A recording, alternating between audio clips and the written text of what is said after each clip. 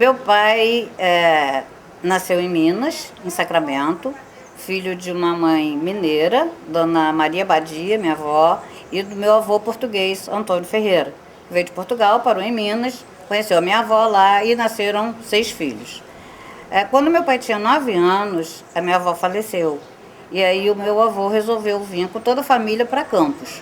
Eu não sei dizer para vocês por que ele veio para Campos. Ele não sei dessa decisão. E veio para Campos com a família toda e fundou ali o Bar São Jorge. E toda a família começou a trabalhar ali. As meninas, as minhas tias, cuidavam da casa e os meninos cuidavam do Bar São Jorge, trabalhava ali. E eu me lembro muito do meu pai contando que ele estudava o tempo que não tinha um cliente no balcão para ser atendido. E ele pegava o livro, estudava, essa coisa toda. Enfim, ele foi crescendo ali, se formou em contabilidade e no tempo que conheceu a minha mãe.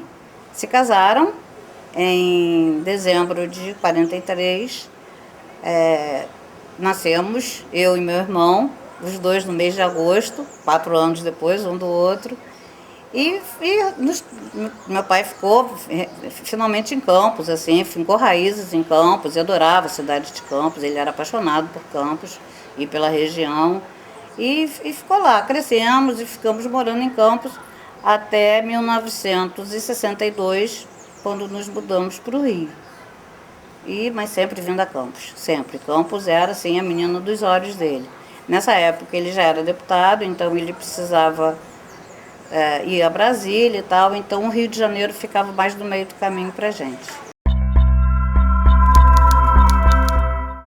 Bom, meu pai estudou na Escola de Comércio de Campos, que ficava ali na Roberto Torres, ali ele se formou contador e montou um escritório de contabilidade nos altos do Depósito das Sedas, que era também o pessoal ali, Subelito Esperança. Tô indo lá atrás na minha memória, eu devia ter aí uns 5 anos, mais ou menos. E eu me lembro muito que nesse prédio tinha uma claraboia toda colorida. O escritório do meu pai ficava nos altos do Depósito das Sedas. E ele foi trabalhando ali como contador, tinha assim algumas empresas, tinha algumas usinas que eram clientes dele. E ali ele ficou trabalhando como contador durante um bom tempo da vida dele. Meu pai era uma pessoa assim extremamente carinhosa. Eu acho que se vocês começarem a pensar assim, na vida dele, as pessoas que conheceram ele assim como político, numa vida muito agitada, não tem ideia de como ele era em família.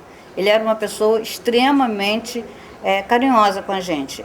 Eu chegava, estava assim, no escritório dele, nos últimos tempos eu trabalhava com ele, e eu chegava, ele já segurava na minha mão e perguntava: o que está acontecendo? Está tudo bem? Como é que você está? Como é que você não está?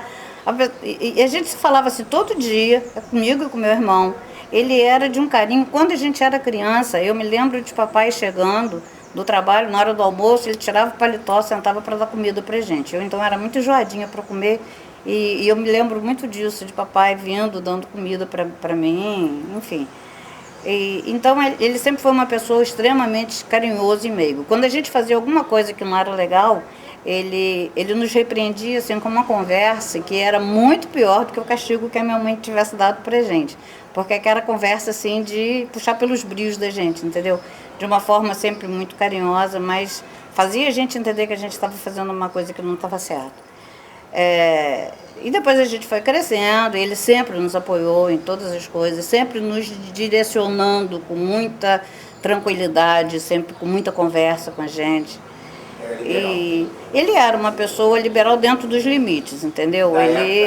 Dentro dos limites da época, até porque eu vivi numa época de uma mudança muito grande, quer dizer, minha juventude foi na década de 60.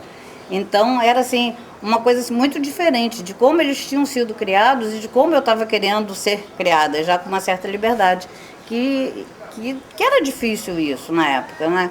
Então, mas ele sempre nos orientando muito, tanto a mim quanto a meu irmão, sempre com muita conversa e tudo. E depois crescemos, né, casamos e vieram os netos. E papai com os netos era uma coisa assim, boba. Ele sentava no chão, eles ficavam brincando e deseducava tudo que a gente tentava educar, porque ele permitia tudo, ele fazia tudo e tal. Era um carinho só.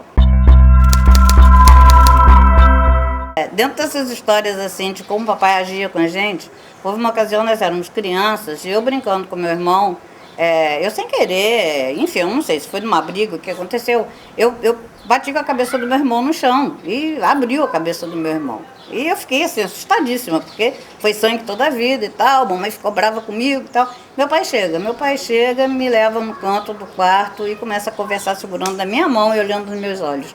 Minha filha, eu devia ter uns 8, 9 anos. Minha filha, você já é uma mocinha, como é que você faz uma coisa dessa? O seu irmão, e não sei o quê, e o teu sangue, e ele gosta tanto de você, e você dele, como é que você faz uma coisa dessa? Nossa, aquilo me doeu tanto, mas me doeu tanto, que foi muito, muito pior do que a bronca que a mamãe tinha dado, entendeu?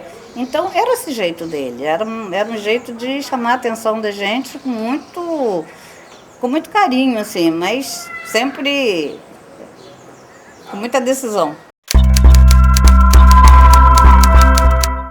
Bom, a última foto que nós temos em família, a última reunião que nós tivemos em família com o papai, foi no dia dos pais de 87. Foi em agosto, no início de agosto, né, o dia dos pais, e nos reunimos todos, eu morava no Rio, reunimos todos lá na minha casa no Rio, e a gente, como fazia habitualmente, a gente fez a festa do dia dos pais, o almoço do dia dos pais, a reunião com meu irmão, com minha cunhada, com meus sobrinhos, meus filhos, enfim, toda a família, minha mãe, toda a família junto, e nós tiramos essa foto, e essa foto é uma coisa assim, preciosa para mim, porque foi ali o último momento fisicamente que estivemos todos juntos. Eu estive junto com ele até pouco tempo antes dele falecer. Ele foi a Brasília, eu estive com ele no dia que ele foi a Brasília, mas de estar toda a família assim, foi esse dia dos pais, foi uma lembrança. Meu pai, como eu já disse, ele era uma pessoa muito carinhosa, ele tinha muitos amigos. Ele tinha muitos amigos tanto na área empresarial quanto na área política e na área pessoal de família. E ele era uma pessoa assim que as pessoas tinham muito carinho por ele. Eu pude muito perceber isso no falecimento dele, porque a quantidade de pessoas que foram ao velório, e a quantidade de pessoas falando com a gente, tendo essa lembrança dele, tendo esse carinho todo por ele, foi uma coisa assim muito marcante. Eu me recordo muito, na minha infância, um grande amigo que o papai teve, que foi o João Vaquede, e é uma grande saudade pra gente também, porque era uma pessoa assim muito querida. Quer dizer, papai hoje já estaria com 90 anos, então grande parte desses amigos dele hoje já não estão mais aqui. Eu gostaria até de não lembrar de todos eles, porque a gente acaba esquecendo de alguém e eu não gostaria que isso acontecesse. Então eu gostaria de mencionar assim, alguns amigos que hoje não estão aqui e que participaram com o papai de uma forma assim, tanto profissional quanto na área política. Pelo lado empresarial, de empresas dele, enfim. O seu Elmo Alencar foi uma pessoa que esteve com o papai durante todo o tempo, trabalhando com ele, e está aí, eu falei com ele no domingo, está aí firme, graças a Deus. Então foi uma pessoa que acompanhou o papai durante muitos anos. Outras pessoas que estiveram com ele também já não estão mais aqui, que eu me recordo agora no momento. Pelo lado da política, uma pessoa que é jovem, que está aí e tal, no movimento, ainda Renatinho Duarte, que durante algum tempo, nos últimos anos de papai, esteve assim, muito junto com o papai. E é uma pessoa que hoje está aí, jovem, tá aí com